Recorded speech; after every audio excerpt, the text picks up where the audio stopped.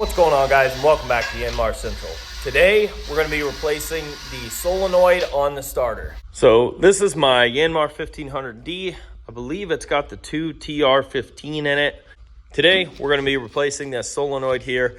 This is what goes on the top of your starter, and this is what engages the bendix, and also at the same time it makes the connection to actually run the starter motor.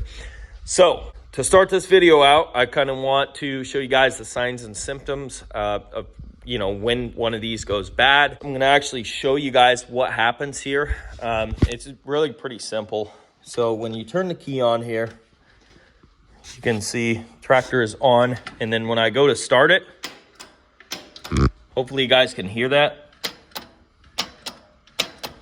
So you can hear the actual solenoid itself working in here and throwing out the bendix. But again, the issue is these contacts at the back of this solenoid are just not working, or not making connection, I should say. So basically what happens over time is heat builds up in here from, holding the starter, and also, each time that solenoid cycles, you're arcing the terminals in there. So over time, with enough of that, it eventually stops working, and that's what's happened here. So we have a good starter motor itself, but it's just the contacts in this solenoid have gone bad.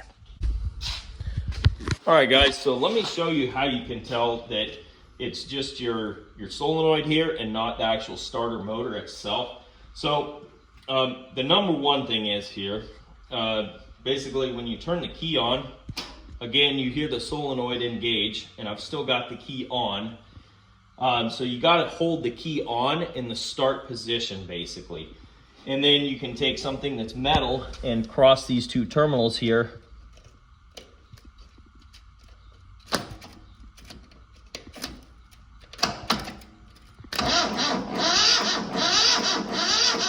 And as you can see, this thing was a little bit rusty, so it didn't make the greatest connection. But with the key on, with the starter engaged, once you cross these terminals, if it turns over like that, your motor is not the problem. It's just this solenoid here. Now I'm going to go ahead and get into replacing this thing. If you guys are looking for the information on this solenoid here, just go down to the description box below, and we'll also be talking about where I got it from, and all the information and links to it will be again in the description box below. So the first thing I'm going to do here is go ahead and remove the air box. That's going to give me easier access to the solenoid. So there's one Phillips head screw down in here that's a clamp that holds this on. You just loosen that up a little bit, and then this comes right off.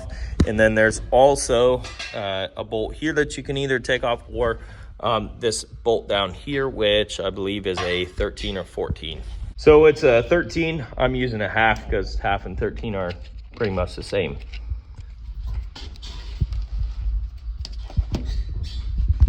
So once we get down to the starter itself, it's pretty simple, but first you're going to want to disconnect the ground on your battery.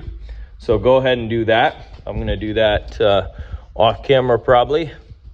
Once you do that, you can go ahead and pull off the signal wire. So this is the wire that comes from your key switch, which engages or energizes the coil inside of this solenoid here. So you pull that off. Okay, and then really it's pretty simple. You just have these, well, let's see, just this one other terminal here, looks like, the main wire that comes from the hot side of your battery. And then it looks like also this guy will have to come off, which is also under this same bolt here. All right, so got this nut off of here. I know this was a bear. I've had it off there before to clean up. So sometimes these will be stuck on there, which is unfortunate, but that's just kind of how it goes. But as long as you have a new solenoid, you should be okay. All right, so that stuff's all off of there. Actually, we will have to take this off as well. So I'm gonna have to figure that out probably off camera. Nut actually came free pretty easily. So There's the nut, a lock washer, a regular washer, and then the terminal that I was talking about, the eyelet that goes to the starter motor. So all that stuff's off of there. Now we can go ahead and pull the solenoid itself. So if we come over here, we have two 10 millimeters that we have to remove. All right, so I got one of these out. This is what the bolt looks like. It looks like there is some spring tension, so probably going to want to be wearing your safety glasses.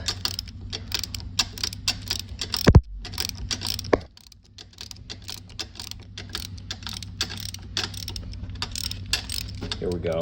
It's almost out of there. Let me zoom it out so you guys can see. There we go. All right. So I'm going to try my best to get this all on video camera. Looks like, just pick this up.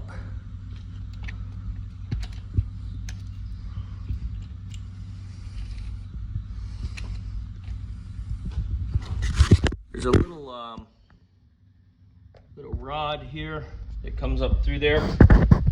As you can see on the new one, that rod is coming through the solenoid end right here. So we just have to push that rod out. I'm gonna have to probably do that off camera. So here's what it looks like out of the tractor. Like I said, same part that's on the new one here. And that little rod that I was talking about is right here. All right, so pretty simple. Now, couple things to note here. So when this thing is in here, it goes in here like this. You'll notice your signal terminal is up here on top. And also note which way the spring is and note which way the square kind of through hole is, okay? Another thing to note here, you guys can see the spring. Let me see if I can zoom in on that. All the wear on the spring is on the front side, okay? If we take a close look at the back side, there is no wear. So what does that tell you? That tells you that the spring stays on the front side of this actuator rod or actuator lever. All right, now we can go ahead and put in the new one here. This is what our new one looks like. Signal wire on top, springs in the right orientation, and also our square keyhole is in the right orientation, because this can spin all around, okay? You can see that, can spin around. So it does have to be in the right orientation when you go to install it on here. All right, so we're having an issue here. If you look real closely here in the crack here, that's the spring that you see right there. And it's basically holding the solenoid out. And there's no rotation that I can do with this thing to get it out of the way. So, I mean, I don't know, maybe the spring is supposed to be on the inner holes on this solenoid. I'm just not sure. All right, so hopefully you guys can see this a little bit better. This is our spring right in here, going in that hole in the bottom, and it's contacting the starter housing right here. So that's why this thing looked all funky like this. We pull this back off here. I think we need to move this spring inwards to one of these other holes here. All right, so here's what I've done. This piece is out of there, not really for any particular reason. It fell out, but I've taken and moved the spring inward from this hole to this hole. So I think it's fairly straight with the holes there, should be good enough. So this should work for us. I'm gonna actually put it on here and make sure it'll clamp down. All right, so that looks good. That's the hole we're gonna run it in. So I'm gonna take this thing back off of here, install this, and we'll go for round two. All right, so it's on there. everything worked out. As you can see, it's nice and square now. So we're gonna run with it. Now, one other thing I'm gonna do before we put this together is clean up these terminals. So I got a wire brush on the Milwaukee here. That should take care of the terminal coming from the motor. And then we're also gonna turn up or clean up these other terminals here. All right, so all the terminals are nice and clean. As clean as I could get them. So now all we have to do is put them on there. So I'm not gonna bore you guys with that. Basically, you're just bolting them on under the terminals, as you guys probably already could have guessed. So you got this terminal coming from the motor. Again, I'm sure you guys probably already followed this from earlier in the video, but this is the hot lead coming from the battery, and then you got this guy which comes from the wire harness there. So all this needs to go on this terminal towards the outside of the motor.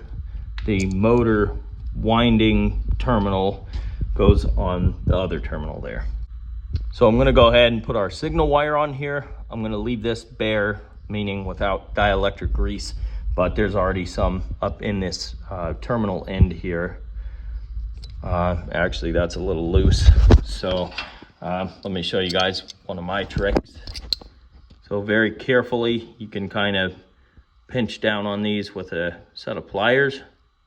It just tightens it up, and then, yeah, that's better.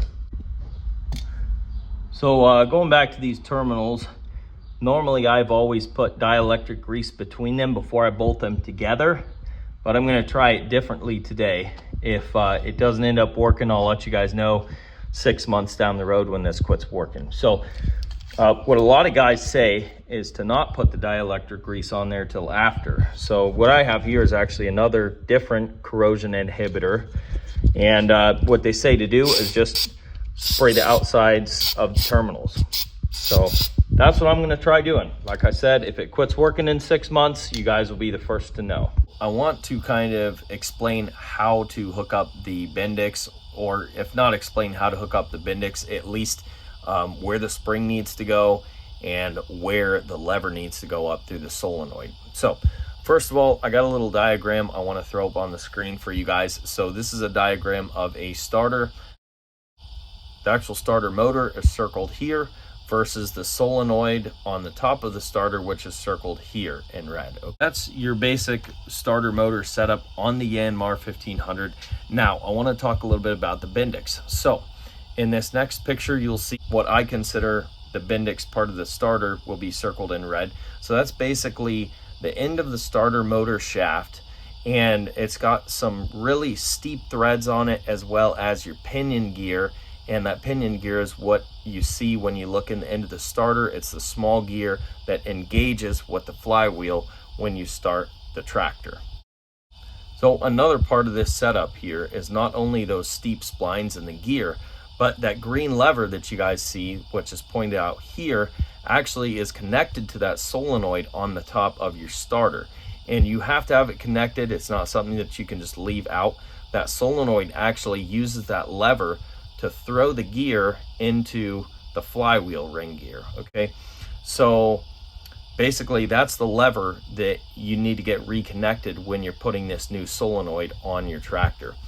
All right, so now that you guys kind of understand what's on the inside of the starter and a little bit about how it works, basically all you need to know is that the lever that's sticking out has to be connected properly to the new solenoid that you're putting on. So a couple things going on here. So if you look at the lever, this is a picture of the one off my actual Yanmar. So you're gonna see the same thing on your tractor.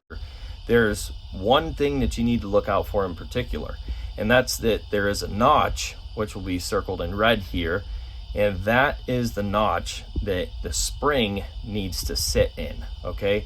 So that's the spring that's obviously on your new solenoid that you're installing. So not only that, but you need to make sure that that lever goes all the way up through the square hole on your new solenoid actuator there. So basically, two things. Make sure the spring is in the notch, and make sure that lever is up through the square hole. And that's it, guys. The only advice I can give you for hooking this up is that you just got to fiddle around with it. I'm fairly mechanically inclined, and I had a little bit of issue with it. It's a matter of fiddling around with it. It's kind of like one of those puzzles you get from a cheap, dollar store or whatever. You just got to mess around with it until you get it. And that's the best advice that I can give you. Now, it's pretty much put back together, but before I put it all the way back together, I just want to check it and make sure that it's going to turn over and not have any issues. Like I said before, I'm not sure if the bendix is connected correctly, so we're about to find out. All right, it's in neutral. Let's give it a shot.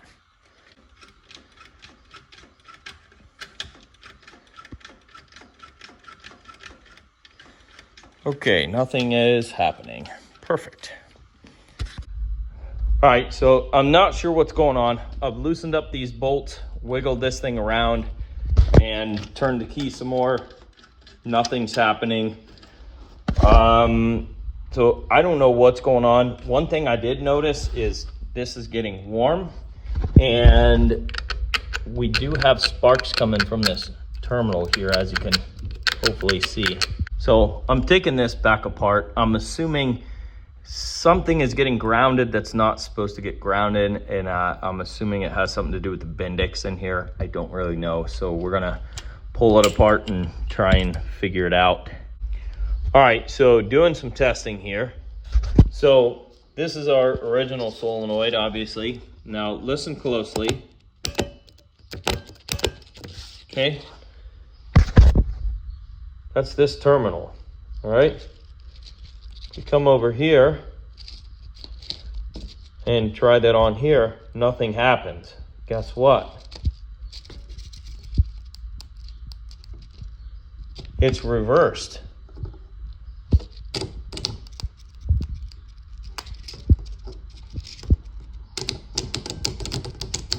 It's reversed, okay?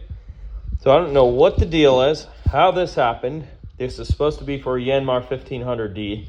Maybe this one that came on it is not original, so maybe that's the issue. I don't know. So I guess basically what I'm seeing here is I think we have to just switch the terminal. As I said before, terminal's going on backwards. So the motor lead, this goes into the motor, is going to go on this side, and these two are going to go on this other side here. So I do something like that and then stick this on there. So that's how we're running it. Obviously this goes in the same spot right there. So let me get this bolted together and we'll give it another try. All right, so let's give it a shot here. Sweet, no more sparking. So I'm gonna go ahead and put this back on. This is what it looks like. Basically, we've just switched where the wires go. Let's turn the key. Yeah, there we go. Sweet. So that was it, guys. I don't know why the terminals were flipped. I'm not sure if it's just a problem with this particular Chinese solenoid, or if maybe that's the original solenoid and it was, well, I'm not sure. Maybe, I mean, this could even be an aftermarket solenoid, so maybe this is backwards from the way it's supposed to be. So I'm not sure. Either case, we got it figured out. It turns over great. Let's hit it once or twice more, make sure it's working.